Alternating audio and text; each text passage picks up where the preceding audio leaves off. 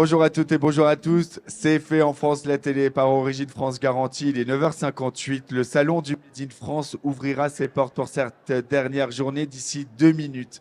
Ce qu'on peut vous dire sur les 3 premiers jours, c'est l'affluence incroyable. Les allées bondées. Le consommateur est au rendez-vous du Made in France. Il vient acheter français. Il a bien raison. De toute façon, le consommateur, le public, c'est lui qui a toujours raison. Et qu'est-ce que ça fait du bien? Qu'est-ce que ça fait du bien de se dire que dans ces périodes un peu moroses, où économiquement tout n'est pas si rose, tout n'est pas si simple, eh bien le consommateur a compris que acheter français, c'était acheter peut-être moins, mais mieux, et acheter plus durable, plus responsable, et surtout se faire du bien à soi-même et à toute notre économie. On va pouvoir en parler avec mes invités de ce matin, et j'ai le bonheur d'être avec Pauline Beuzelin. Bonjour. Bonjour Denis. On ne se quitte plus avec Mi-Juin. Mi-Juin, c'est du lin, des chemises en lin notamment, fabriquées en Normandie. Je dis on ne se quitte plus puisque c'est un des produits lauréats de la grande exposition du fabriqué en France avait lieu il y a 15 jours au Palais de l'Élysée. Oui, tout à fait. Quelle année pour toi, hein? Complètement, c'était une belle opportunité que d'être présent dans cette grande exposition du fabriqué en France. On était certainement l'une des plus jeunes entreprises présentes et c'était vraiment hyper intéressant de pouvoir être avec autant de chefs d'entreprise engagés dans le Made in France. Très belle opportunité et content d'être présente aussi au Made in France aujourd'hui. Et on va parler de la marque dans quelques instants. Juste à côté, Nicolas Gomarir, bonjour. Bonjour Anthony. Nicolas, tu connais aussi le Palais de l'Élysée puisque le maillot français était présent à l'édition dernière, je crois. C'est ça, l'année dernière, on était présent à l'Élysée avec le maillot officiel de l'Élysée. Et cette année, on va te retrouver dans toutes les salles de cinéma. On va en parler dans quelques instants à travers ce t-shirt puisque Jeff Tuch le portera très fièrement, ce t-shirt. Exactement. Donc ça, on est vraiment très très fiers. Juste à côté, Delphine Marneau, bonjour. Bonjour. Alors, je ne vais pas vous mentir, je vis un peu avec vous, enfin avec vos produits. Cacolac, vous avez certes bercé mon enfance, mais vous êtes de retour dans mon frigo parce que la collection Barista, j'en suis absolument dingue. Eh ben, écoutez, oui, effectivement, Cacolac, on a la recette historique qui a toujours ses aficionados et puis cette gamme Barista qu'on a développée pour recruter les plus jeunes. Les plus jeunes. Au salon du Made in France, oui. Bah, Clémentine Colin-Richard jeune. sur plus jeune qui rigole, c'est pas gentil. Alizé a bien bossé pourtant. Au 4e jour, c'est pas simple de paraître jeune. Lustucru, c'est une marque emblématique du fabriqué en France. Et quand on me dit parfois, oui, mais au salon du Made in France, c'est des petits producteurs. Il n'y a que des petits artisans qui viennent montrer ce qu'ils savent bricoler dans leur garage. Ouais, Lustucru bricole dans son garage, visiblement. Merci Clémentine d'être avec nous. Merci à vous de nous avoir invités sur ce plateau. Lustucru, c'est vrai que c'est une marque emblématique française qui fait partie du patrimoine français depuis 1911. Et en fait, on est vraiment content d'être au salon du Made in France parce que encore hier, tous les jours sur le salon, les consommateurs viennent et nous disent « Mais Lustucru, mais vous êtes 100% français, mais pourquoi vous le dites pas ?» Je leur dis « Mais attendez, c'est écrit sur nos packs, on communique tous les jours dessus. » Et c'est vrai qu'on est produit en France avec des ingrédients 100% français et locaux. Et les consommateurs ne le savent pas assez. Oui, mais on sait aussi que 35% des consommateurs, quand ils voient un drapeau français ou voient écrit fabriqué en France, ont un doute de savoir si c'est véritablement français ou pas. Et donc forcément, et c'est particulier sur l'alimentaire et l'agroalimentaire, c'est vrai qu'il y a tellement de drapeaux bleu, blanc, rouge sur des produits avec des ingrédients qui ne sont pas français que ça ne doit pas être simple pour vous de prouver que non, vous faites vraiment en France. C'est vrai. C'est pour ça qu'on a travaillé aussi un stand pour être sur l'expérience cette année et avoir un discours auprès des consommateurs et pas juste vendre des produits pour avoir quelque chose de ludique et vraiment parler avec eux et changer un peu cette image parfois de marque qui est peut-être française mais peut-être pas. On parlait des ors du palais de la République, du palais de l'Élysée. Ce palais il est gardé notamment par la garde républicaine. Et la garde républicaine, à ses pieds, elle n'a pas Clémentine, mais elle a des chaussures parabout. Clémentine Colin-Richard, bonjour, merci d'être avec nous. Merci Anthony, c'est toujours un plaisir. Et avant tout, alors oui, casquette parabout, mais je représente surtout la filière française du cuir aujourd'hui, parce que vous parliez de pédagogie, de dire les choses, et nous, c'est ce qu'on a envie de faire grâce à ce salon depuis 2 ans, d'expliquer d'où vient le cuir. Ça peut être une question simple, comme d'où viennent mes pâtes, mais on se rend compte que beaucoup de consommateurs aujourd'hui ne le savent pas et pensent encore trop qu'on élève les animaux pour leur peau, et c'est pas du tout le cas. On élève les animaux pour faire du lait, pour faire du beurre, pour faire des steaks, pour faire de la viande, des choses dont on a besoin dans notre alimentation, et tout ce qui est issu de l'animal en fait est réutilisé, dont la peau. Dont la peau. Plusieurs casquettes, effectivement, tu parles de la filière du cuir, mais c'est aussi la Fédération française de la chaussure et une opération avec des chaussons. Ah ouais, extraordinaire. Et là, tu veux me ramener à l'Élysée où j'ai passé un moment exceptionnel puisque j'ai eu la chance. On a fait la première journée du chausson le 26 octobre.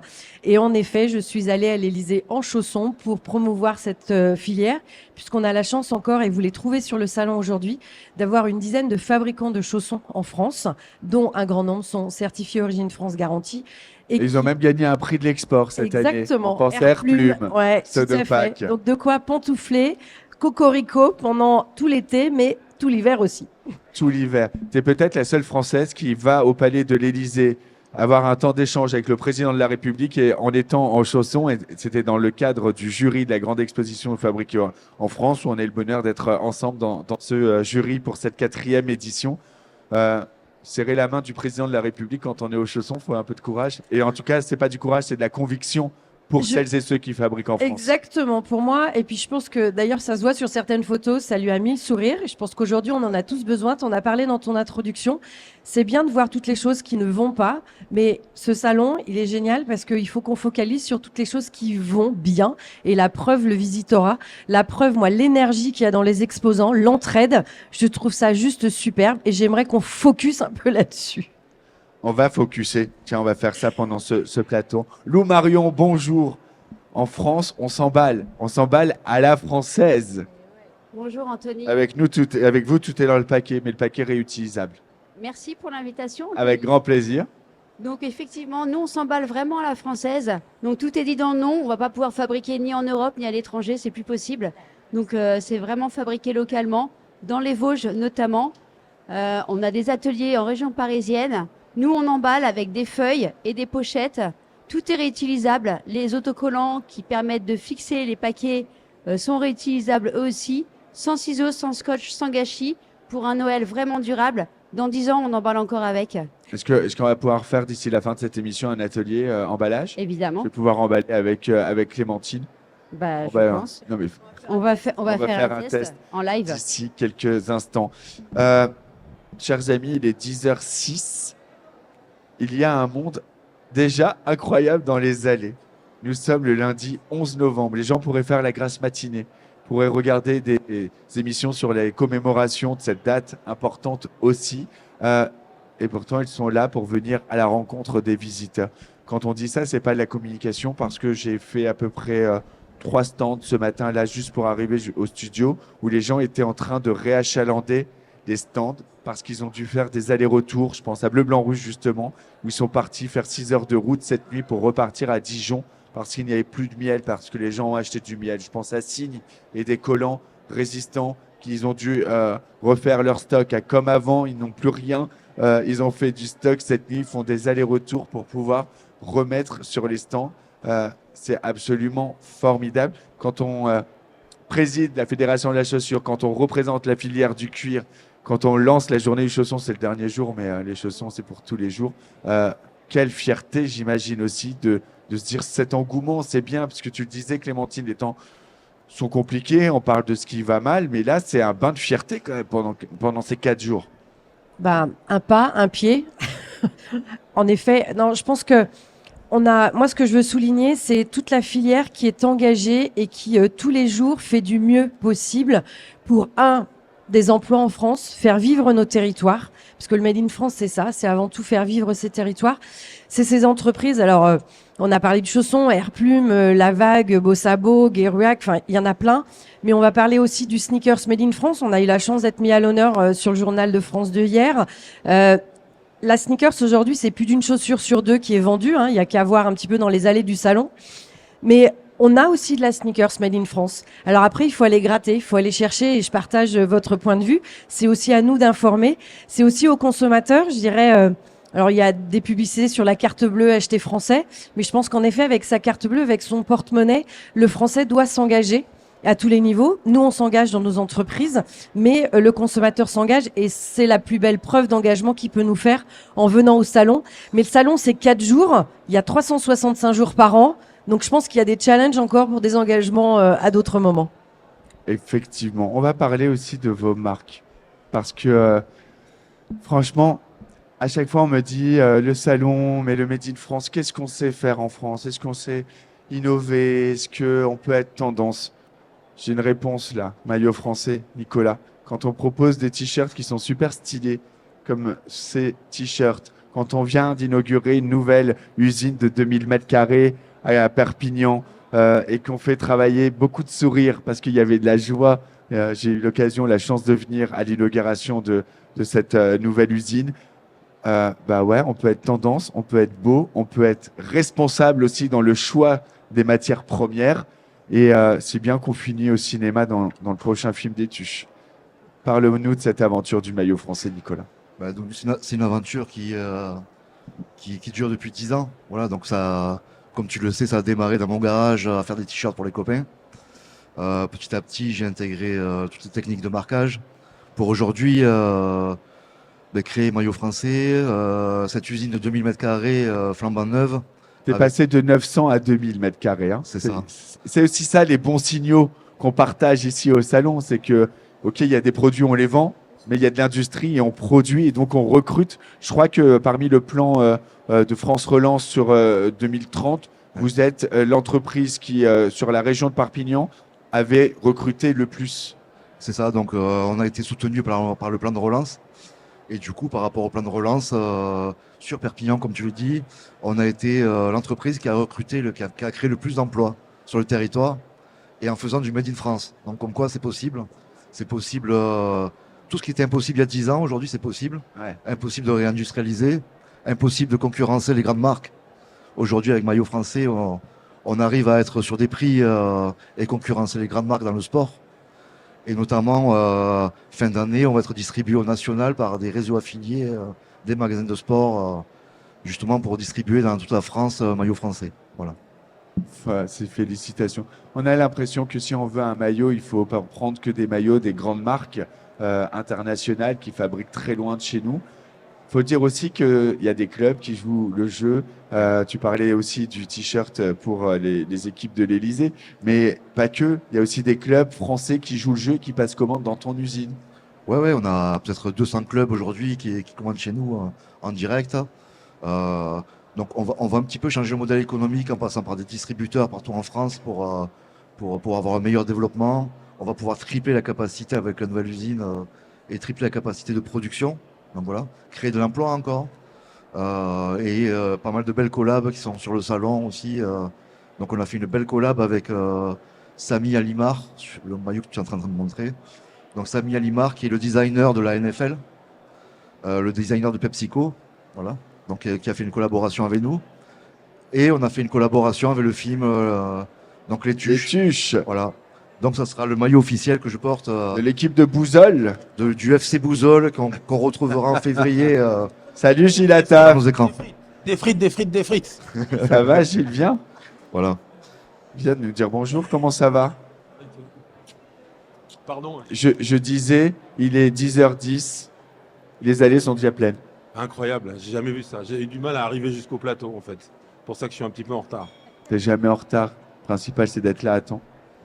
Et nos maillots sont certifiés Origine France Garantie.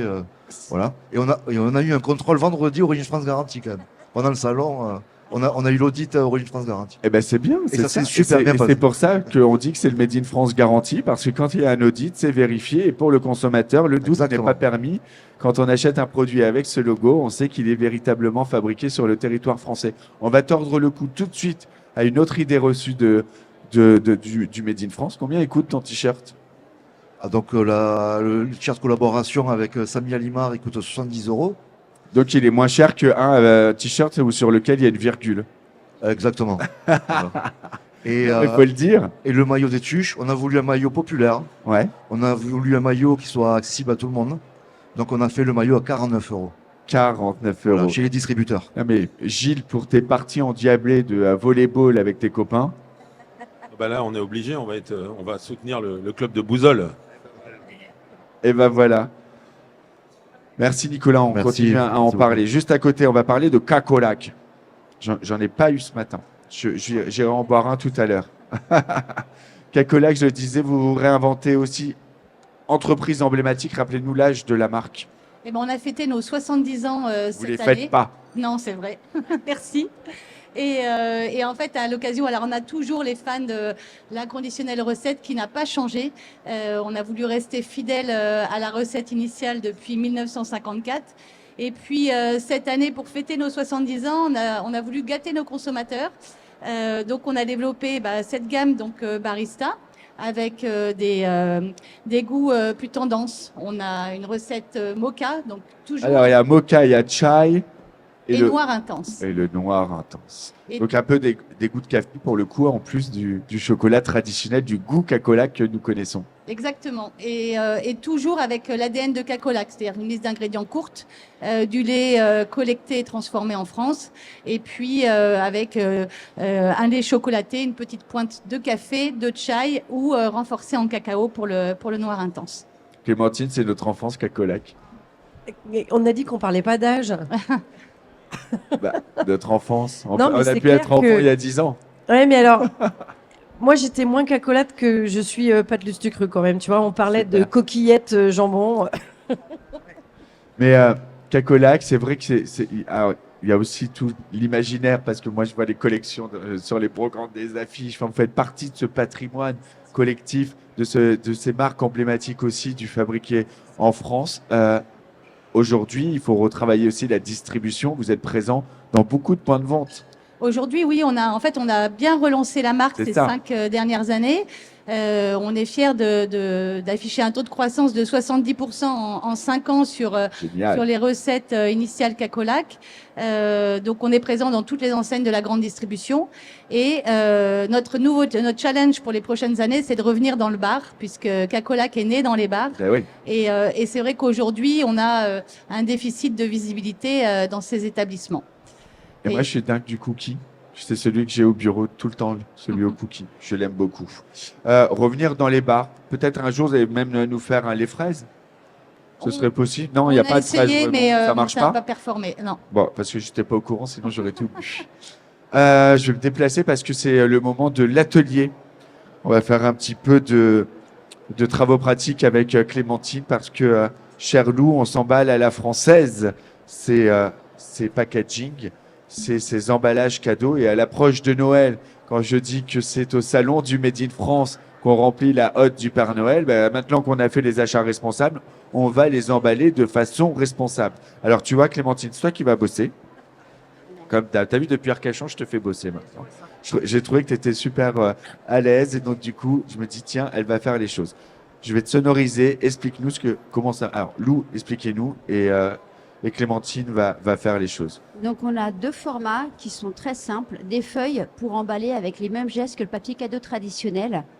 Donc là, on est sur une feuille. Voilà, Donc, peut-être parler de la texture, on dirait que c'est une petite toile enduit. tout à fait. C'est du coton. Exactement, ça m'a fait penser, et j'ai posé la question à madame, aux feuilles qu'on utilise maintenant aussi pour fermer nos aliments. Au lieu de- Ah, à base de cire d'abeille notamment. Et alors, c'est pas tout à fait la même chose, vous m'avez Non, parce expliqué. que nous à Noël, on n'emballe pas les carottes râpées, Voilà. on emballe des cadeaux. Donc et puis on n'avait pas besoin que ce soit un contact alimentaire. Donc c'est simplement un coton enduit avec une légère induction. Pourquoi? Parce que du coup, on n'a pas de couture sur les côtés, on n'est pas un torchon, on n'est pas un foulard, on n'est pas du tout dans l'univers du furoshiki, on reste dans l'emballage cadeau traditionnel. On est une feuille de papier en tissu. Et résultat, ça fait un toucher aussi qui est agréable, Tout à en fait. effet.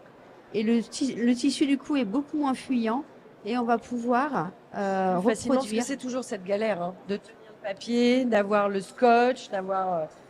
Et là, en Voilà. fait, Alors il faut préciser que les autocollants sont eux aussi réutilisables, minimum une dizaine de fois par autocollant. Ça veut dire que quand vous partez avec notre solution, vous avez une solution vraiment durable dans le temps. Et j'ai jamais été doué. Hein. Moi, je suis une catastrophe. Je ne sais jamais faire un paquet cadeau, donc c'est pas moi parfait. qui vais te Tu te t'en sors juger. super bien. Mais là, je t'aide pas beaucoup parce que j'ai le je vois micro ça. à la main et je j'arrive pas à faire les deux. Et ce qui plaît énormément, ah ben super. Je sais tenir les deux en même temps. Alors voilà, donc non, regarde, je vais Vas-y. t'aider, je vais Ouais. le faire. Donc en fait, ce qui se passe, c'est que là, C'est D'accord. légèrement Et oui. court. Là, on peut le faire de façon traditionnelle. Donc, ce sera possible. Mais je vais le faire façon enveloppe. C'est ce Parce que que- j'essayais, mais je Voilà, peux pas. si mon tissu, finalement, il est trop court, il faut savoir que nos feuilles sont travaillées en 3 tailles, petit, moyen, grand. Donc, à chaque fois, c'est que du pliage et de l'ajustement. Donc là, je vais faire un petit pliage étoile, très sympa, qui va faire que je Ah, vais venir. le petit coin qu'on rentre Voilà. aussi là. T'as vu l'astuce là? Voilà. Évidemment, mais là, c'est moi, C'est du doigté. je passe commande. Des années d'expérience, enfin 3 ans seulement, parce que ça fait que 3 ans qu'on l'a fondé, on s'emballe à la française. Et je voudrais préciser qu'aujourd'hui, c'est vraiment nos 3 ans. Donc on est hyper fiers d'être pour la 3e fois sur le Made in France. Alors, on va les applaudir pour leur anniversaire. Félicitations. Bon anniversaire! Et longue vie surtout. On se retrouve dans 10 ans. J'espère bien, j'espère bien. Et donc du coup, hop, c'est pas le meilleur format que j'ai pris ce matin. Ouais, ça marche. Oui, ça marche, ça fait le job. On a un joli papier cadeau. Voilà. Mais ce qui plaît réellement aujourd'hui aux consommateurs, et pour preuve, et pour preuve, hier, Anthony sur le stand, les gens sont fans de notre carnet de voyage. C'est un petit peu le carnet qui accompagne chaque emballage et qui va écrire l'histoire de l'emballage au sein des familles, des groupes d'amis. Donc si jamais vous décidez d'offrir l'emballage avec le cadeau, c'est un deuxième cadeau. Mais c'est pas vraiment un cadeau parce que c'est à la personne qui le reçoit de le transmettre à une autre personne. Et du coup, on va créer une chaîne d'amitié au sein des familles et des amis. C'est comme ça qu'on veut essaimer dans toute la France et partout dans le monde des emballages cadeaux vraiment réutilisables. Eh ben, bravo pour cette initiative. On parle de la distribution dans quelques instants, mais il est l'heure de manger des pâtes, mais des vraies pâtes. Qui l'eût cru, l'eût cru. Ah bah bien sûr. Des vraies pâtes made in France. Et ça, c'est important de le préciser. Quand c'est made in France, c'est pas juste, elles sont transformées en France. C'est-à-dire que même sur les ingrédients, vous êtes vigilant sur la provenance. Tout à fait. Et même au-delà d'être français, on essaye d'être au maximum le plus local possible. Donc en fait, on a, pour faire des pâtes, vous avez du blé dur.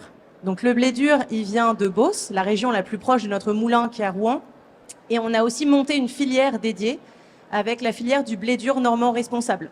Et on a 60 agriculteurs partenaires qui sont au plus proche de notre moulin. Et ensuite, on a notre fabrique de pâtes qui est en Picardie, qui est à Chiry-Oursecan. Et là, 100% de nos pâtes sont faites dans cette fabrique. Et on a aussi nos poules. Nos poules, elles viennent des Hauts-de-France. Donc, elles sont au plus proche de notre fabrique. Et c'est des poules plein air, bien évidemment, pour être vraiment sur une qualité de produit qui soit la plus gourmande possible.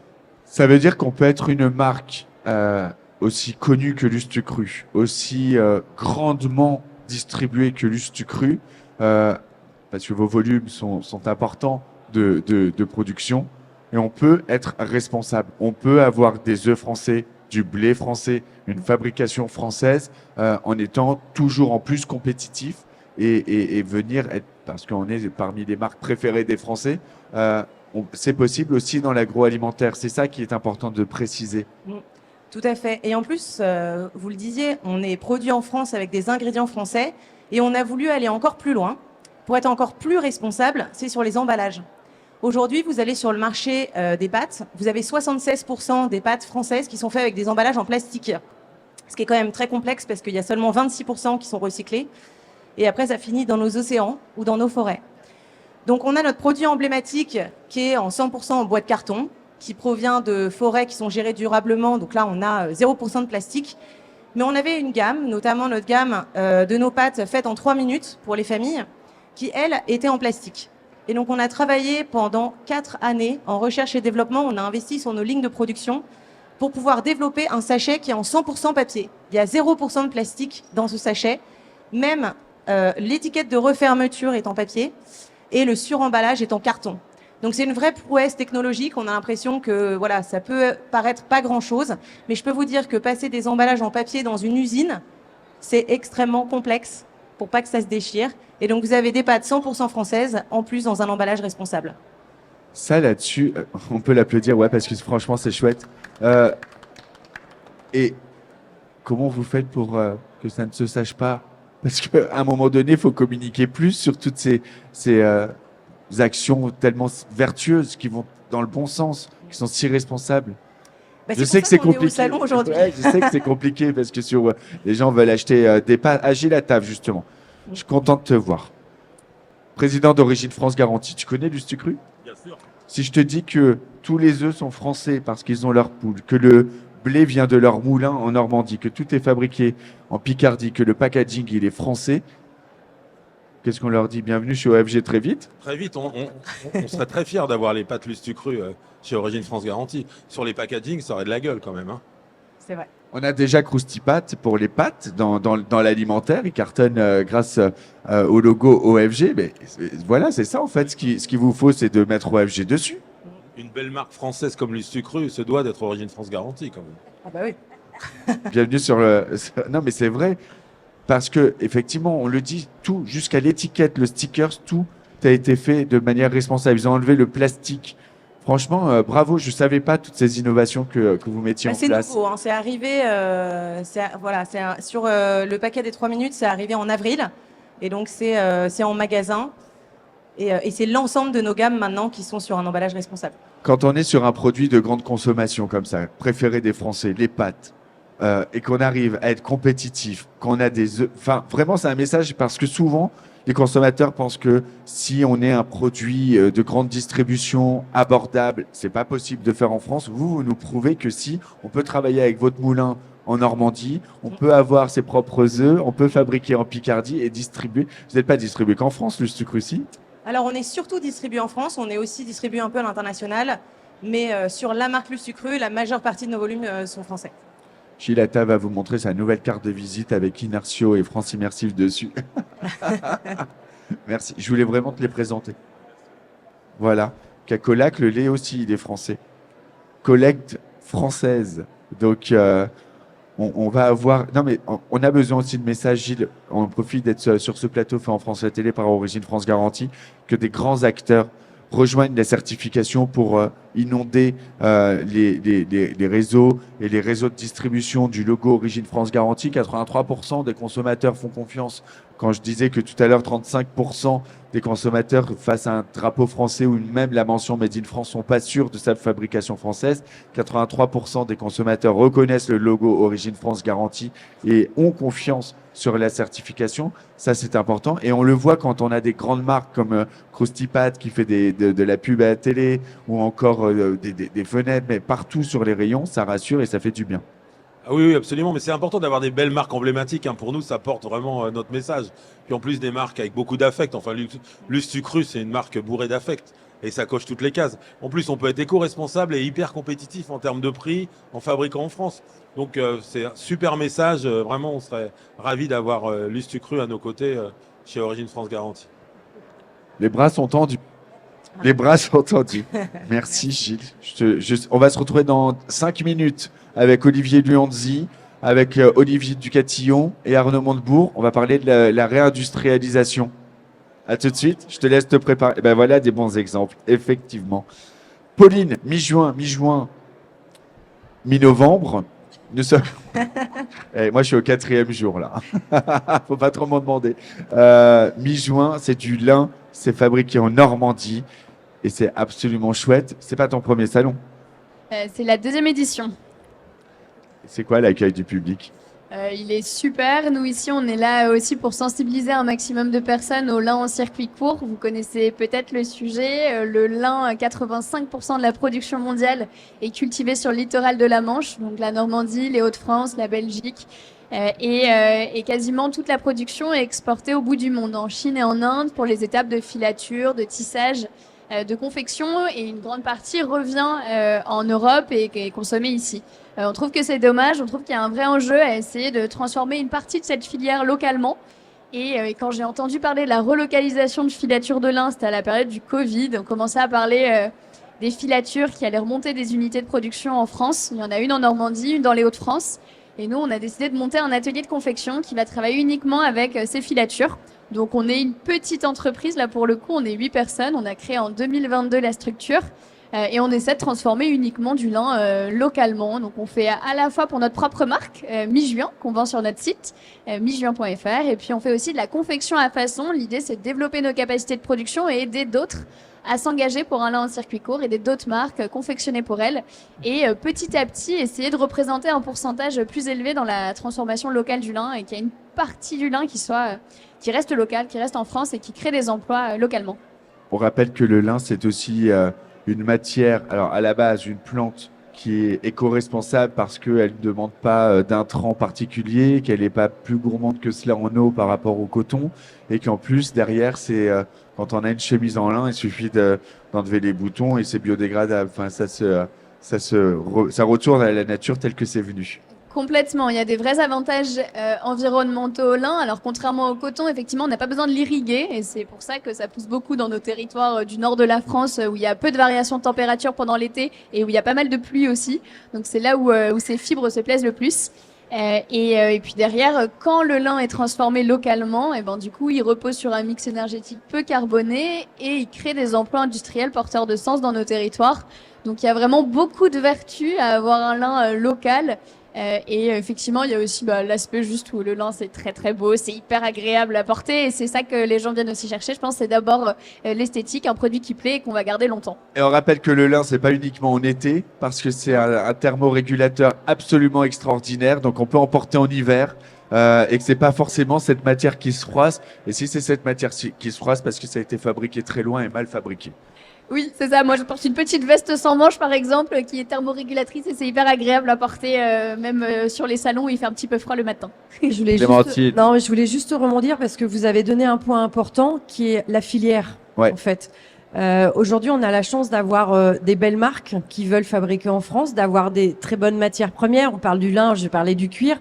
Mais à un moment, en fait, pour passer de la matière première au produit, soit la chaussure, soit le vêtement, il y a besoin de transformation. Et aujourd'hui, on a besoin de travailler sur ces filières, en fait, qui ont disparu pour éviter, en effet, des allers-retours et pour éviter des complexifications qui sont bonnes pour nos territoires, pour notre souveraineté économique, mais pour l'environnement. Donc ça, c'est le vrai challenge. C'est le vrai challenge. Du lin sur des chaussures, ce serait envisageable. Ça l'est déjà. D'ailleurs, oui, tu fais aussi des collabs avec plein de maisons. Alors pourquoi pas avec Mi-Juin?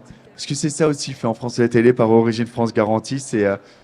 Alors c'est pas très français, mais c'est un lieu de speed dating parfois aussi. Il y a des rencontres qui se passent et nous on en est super ravis. On s'emballe à la française. Lou Marion, on achète ici des emballages cadeaux sur le stand. Il en reste un peu, on s'est pas trop fait dévaliser. Non, ça va, il en reste heureusement parce qu'il faut du stock, il faut tenir jusqu'à Noël. C'est la deadline. Et du coup, je vais rebondir sur ce que tu viens de dire, c'est les partenariats. Ouais. Nous, on emballe tout sur le salon à peu près. Les puzzles, tout le vêtement dans les pochettes. Donc tous ceux qui veulent faire des collabs avec nous, qui veulent faire des emballages pour leur boutique, venez nous voir. Et sinon, retrouvez-nous au 3e étage du BHV. Bien sûr. Cette année. Eh ben, le rendez-vous est pris et c'est important de le dire parce que c'est ça aussi le fabriquer en France, c'est les collabs, c'est cette solidarité et que quand les produits sont complémentaires, tout le monde travaille main dans la main. Mais c'est pas la présidente de la fédération de la chaussure que je vais l'apprendre et la filière du cuir que un nombre de collaborations avec plein de maisons du fabriqué en France se font chaque année et il y a une solidarité.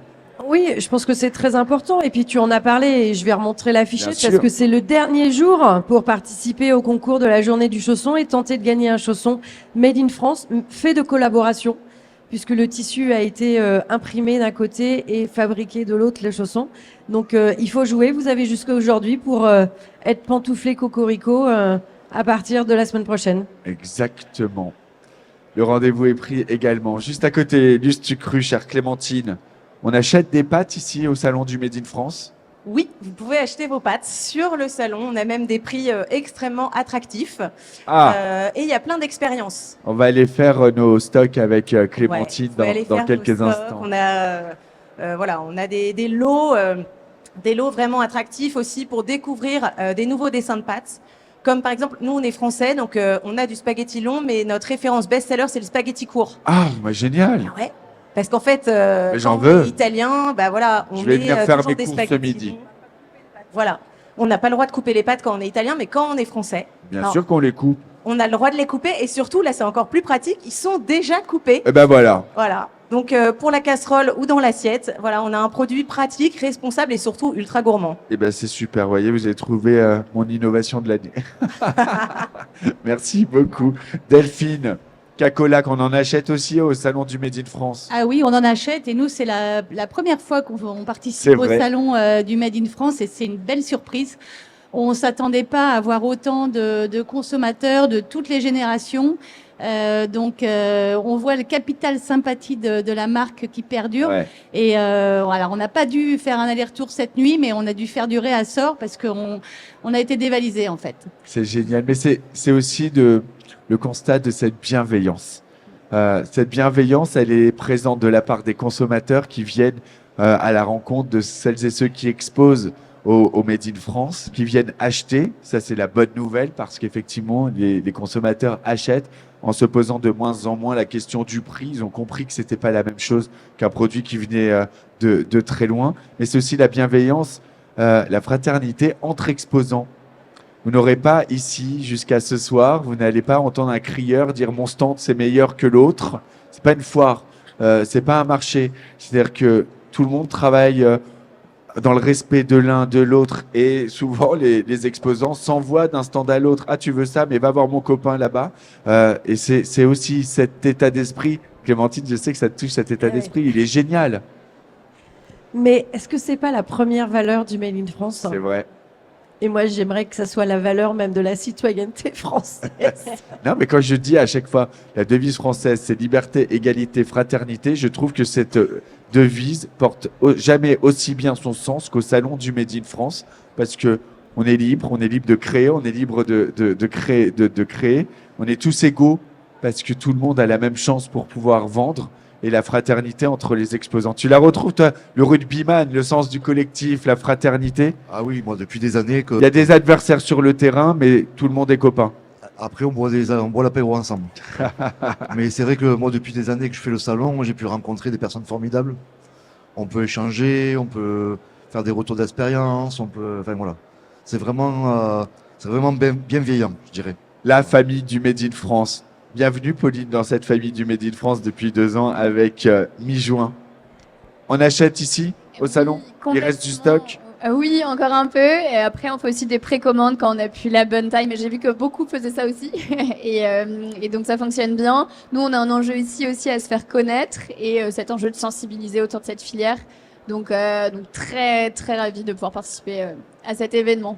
Nicolas, merci Pauline. Nicolas, on achète ce t-shirt ici au salon du Made in France. On peut acheter celui de Boussole des Tuches aussi? Oui, ça y est, on peut l'acheter à partir... On a fait la sortie au salon du maillot. Voilà, il y a toujours... Et c'est ça aussi, hein, le salon, c'est un rendez-vous pour plein de marques pour lancer. Et il sera à vendre sur notre site maillotfrançais.fr toute l'année avec la sortie du film. Et puisqu'on est ensemble, Nicolas, il y a Maillot Français, on en parle aujourd'hui. Et je pense aussi à Côté Français, l'autre marque où ce sont des t-shirts avec des broderies territoriales. Parce que c'est ça la France, c'est la France des territoires qu'on met à l'honneur. Et donc un clin d'œil à Côté Français. On a une deuxième marque qu'on a sortie il n'y a pas longtemps. J'en porterai cet après-midi. Ouais. Donc on décline tous les territoires de France avec des petites broderies, des petits logos. C'est absolument magnifique. Je porterai cet après-midi. J'ai le 4. Oui, c'est vrai, le 4. Merci à tous les 6. Merci d'avoir été avec nous. On va se retrouver dans un instant. Ce sera une conférence sur le thème la réindustrialisation en marche. Bluff ou réalité? Pour en parler, Olivier Luanzi, Olivier Ducatillon, Gilles Attaf et Arnaud Montebourg seront à mes côtés. C'est des directs. C'est fait en France la télé. C'est par Origine France Garantie. C'est le dernier jour, mais on est super heureux. À tout de suite.